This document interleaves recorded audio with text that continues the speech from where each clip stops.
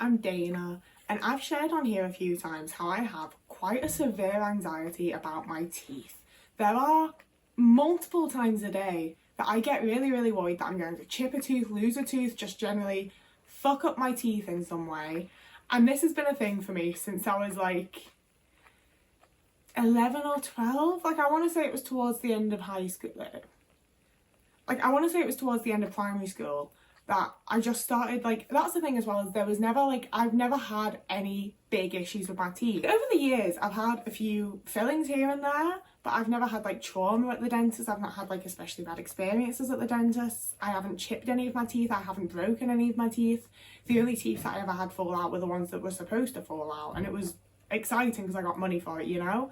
Like, it's been a long time, very deep-seated, every single day fear and a thing for me, you know? When I've brought this up, I've had quite a few people bring up if it could be like an OCD type of symptom, and honestly, maybe, I don't know. I've brought up to many doctors that I have like several things in my life that mean that every single day is kind of stressful and a lot for me, and I don't think it is all entirely just autism, to be honest with you, but no one's willing to diagnose anything else, so I don't want to tell you that I have OCD because I don't fucking know.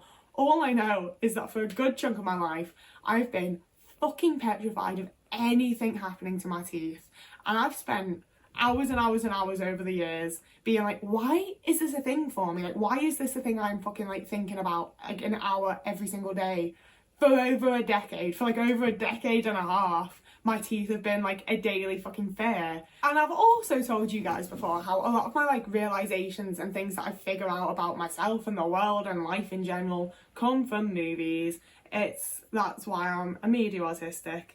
And I was watching The Substance, which only good things to say about. I think everyone should watch it if you haven't.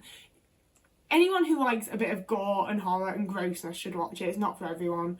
But and I don't want to spoil it now that I've said that. Vague spoilers, I'm not going to go into anything in detail. There's one part where she pulls her own tooth out and she's like holding it, and I watched it, and with like the general concept of the film and everything that they were talking about, I was like, oh my god, my fear about my teeth is the fact that my mask is 99.99999% being the smiley happy person. You know, I might be an idiot, I might be really annoying, I might not know where the fuck I am or what the fuck I'm meant to be doing or what the hell I'm meant to say. Like, I have so many fucking social issues. The one thing that I can make sure I'm doing is smiling and looking friendly and being as like pretty and sweet and cute as I possibly can, because that makes my life fucking easier, okay? Like, in my, I don't want to say day-to-day life necessarily, because I don't go out and see people on my day-to-day, but in the times when I am existing out in society and out in the world, the main way that I mask is I'm the friendliest fucking bitch, you know? Like, while I'm walking somewhere, when I am doing my own thing and not doing a social, I feel like I probably look like a bitch because I'm just like in my zone. But when I'm talking to people in shops, when I'm asking for how do I get to the platform, when is my train going to be here, I don't understand anything about how trains work and I have to ask about it every single time. If I do that in my like base autistic self, which when I'm stressed is quite flat, I think it's flat. I've had other people tell me it's aggressive and I'm like, it's not, it's flat though. I don't give a shit about you in the moment because I'm overwhelmed and I'm autistic and my voice is monotone and my face isn't doing expressions, and I don't know why you're reading that as aggressive, and I think you're projecting something here. But anyway, when I've had the times that I've been like extremely overwhelmed, on the verge of a meltdown, and I'm there and I'm like, I need to get the trains back to Liverpool, I don't know which platform I need to go to, like, please can someone tell me? They're very like, it's that one over there. And I'm like, shit, okay. And then I have to go and find it, it's very stressful, and it's all a fucking thing. Whereas if I go over and I'm not quite as overwhelmed as that and I'm able to mask and I'm like, oh hi, sorry, I just need to know where this is, I'm not very good at like getting on trains and we're doing this and this, like could one of you help me please? They will take me to the platform and make sure that I know when the train's coming and everything, you know? And like, obviously it varies person to person, it varies on situation, but for the most part, I massively get away with like being my awkward, annoying little self by being smiley about it and being very happy and polite and nice about it. And watching The Substance was this big realisation of like, I pay £30 a month to make sure that I have like a private dentist that's really, really good, so that if anything does happen, it can be fixed. Because like, if I chipped a tooth, I wouldn't know what to do, you know? Like, NHS dentist, they're gonna charge me like £7,000 fucking pounds to fix it, you know? I've got my private dentist, I pay my insurance. If anything happens to my teeth, I phone them and most probably crying and sobbing and tell them what's happened, and they're gonna fix it because I pay them to be there to do that, you know? And that means that, like, there's been a bunch of months that I've had to borrow money off friends because I'm like, I don't get paid for another week, and that's been the last bit of money out of my account. I'm gonna get charged for an overdraft and stuff. Like, I go out of my way to pay money that I don't really fucking have to make sure that nothing's gonna happen to my teeth because it's my mask. And it's the thing of, like, if I had, like, and I don't mean this to, like, try and put this fear onto anyone else or shut on anyone else's teeth or anything, you know, like, it's very much a me and my teeth and my fear thing. But if I did have something major where I, like, lost a tooth or whatever, I really don't know what the fuck I would do because I wouldn't feel comfortable smiling. But I literally don't know how to communicate with strangers and ask people for help without doing it in the most smiley, happy, friendly way possible so that they don't be rude or mean or hate me, you know? Like as someone who needs a good amount of help to, like, navigate the world and to, like, go out and do things, it is sort of vital that people have some degree of... It's vital that I have some degree of likability to people, you know? Like, I really need people to look at me and see me as being somewhat approachable so that when I need help, people will approach, or that people won't scurry away when I try to approach them. And it's not necessarily, like, fair or cool or fun or whatever else. And I think that's also one of the big reasons that I talk about pretty privilege so much. You know, it's not that, like, I think I'm so stunning and gorgeous, or that I think, like, people are nicer to me because I'm pretty. It's that as an autistic person, so many of my, like, base traits make me unlikable to neurotypical people.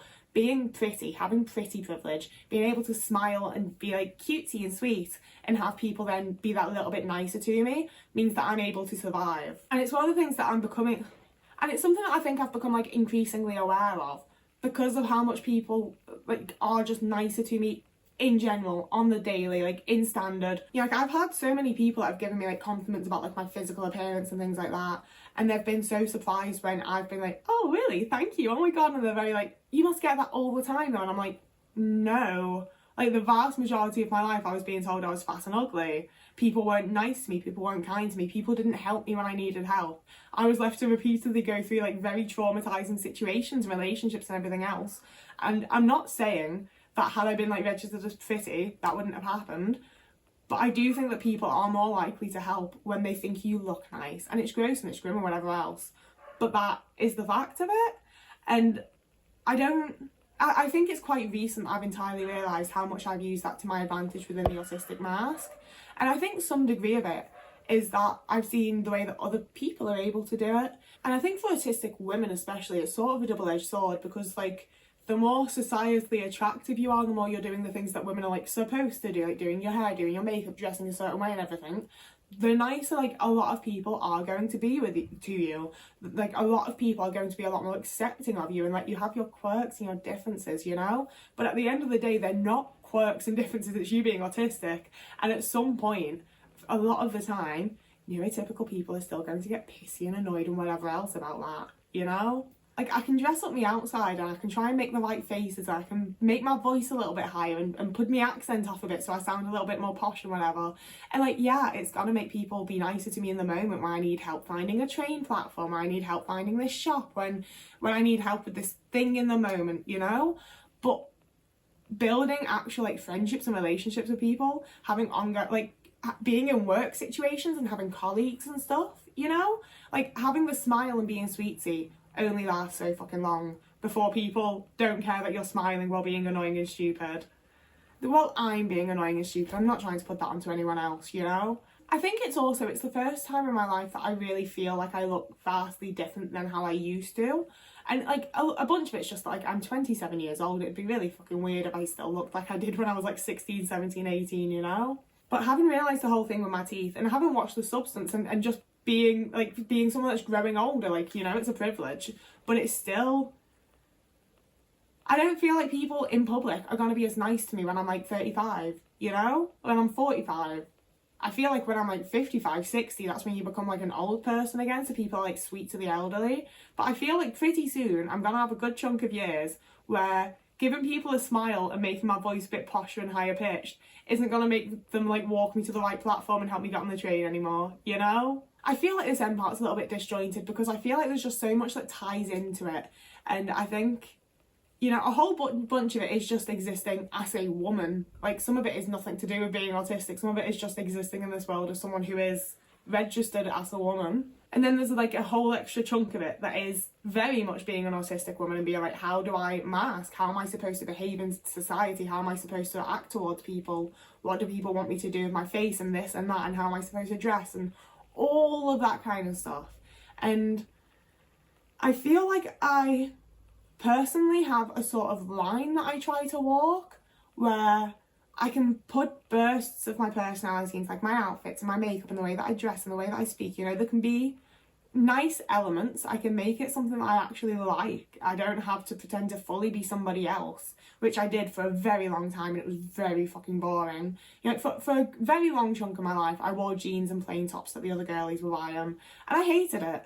You know, I feel like there is a line that I've learned to walk where I can be myself and be that, like, that's the thing. I think maybe the line I'm talking about is actually being somewhat of a manic pixie dream girl, to be honest with you, and figuring out how to just like play my autistic traits to be fun little quirks that people don't mind. And I think honestly a hell of a lot comes down to the fact that I don't have any fucking perception of myself.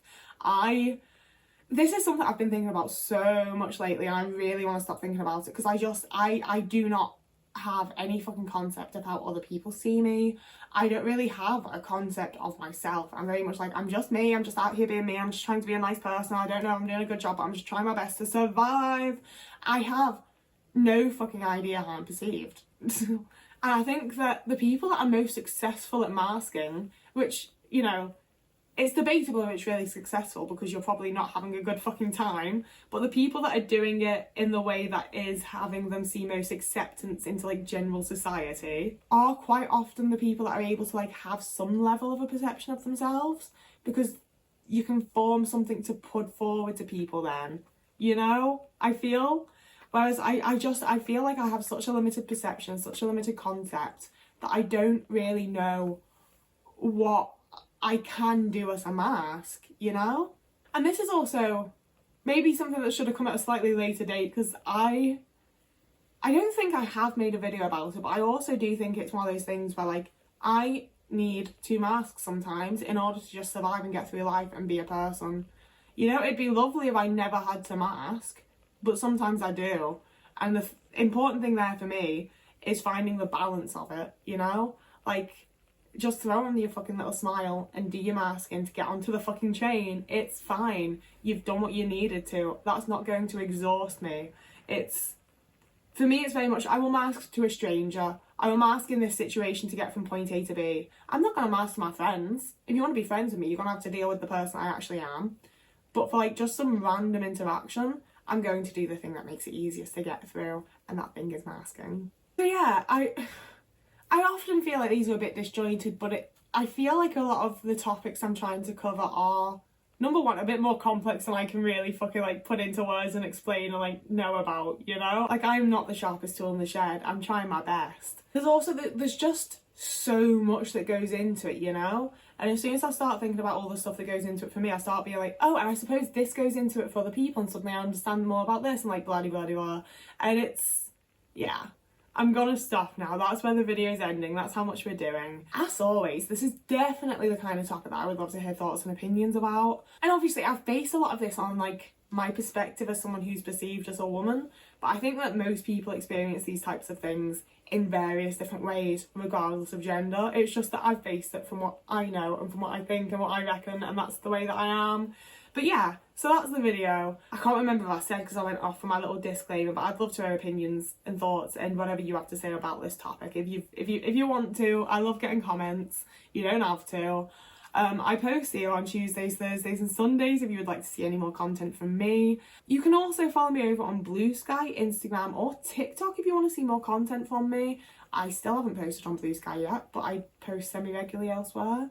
And you can also follow me over on Patreon if you would like to get access to the Discord as well as early uploads.